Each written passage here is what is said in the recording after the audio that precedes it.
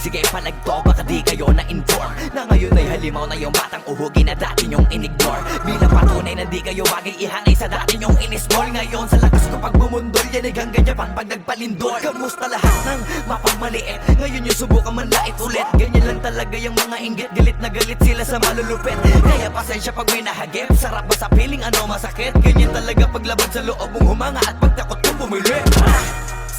Puta diba napakasakla? Ginigiit na wala kong talento pero isa ka sa napalakpak.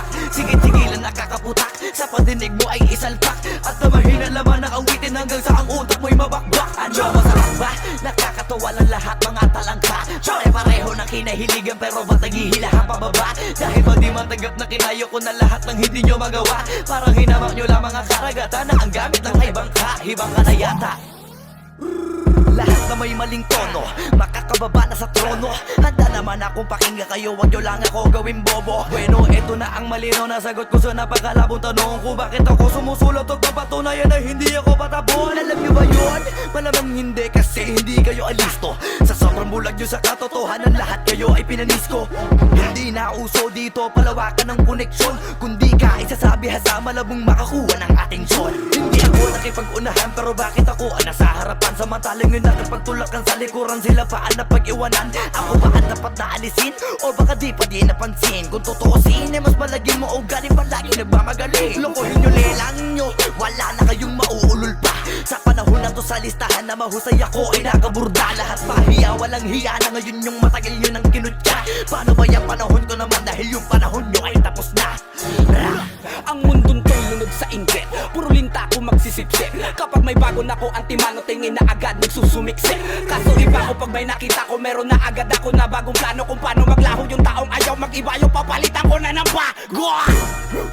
Kakatapos ko lang maturukan, ayoko na makipag-ululan. Gusto ko na kasi yung may kabuluhan. At bukod pa dyan, ayoko na rin makipag-usap kung wala katuturan. Dahil lahat ng bagay na di makakatulong, tagal ko nang tinuldukan. Dapat kilala mo na pangalan ko, teka puta pare ba't ang yabang mo? Dapat puta matigas pangarang mo, lalambot ka sa bigat ng barang to. Alam mo bang malupit ang banat to?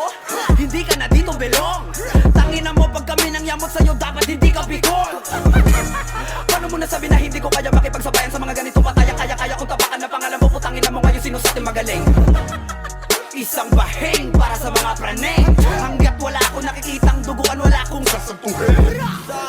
Nandito ako para mangasar na mga bobo, mga tolonggi sa'kin sasakit ang mga olo. Walang respeto, parang hindi nagmano sa lolo. Ganyan ako kaloko, wala rin akong modo. Alam nyo ng subok pero gusto pa rin matesting. Parang mga bata na gustong makipag-wrestling. Baby pa kayo, tulog muna yan ang besting. Spada ko katana, yung spada nyo pang fencing. Ano masakit? Huwag nyo nga akong tinatry. Ako yagi lang galit, kayo puro inakay. Yung mambadrip ng chapets, gagi dyan ako sanay. Kasi kahit sa inggit, kaya ko makapatay.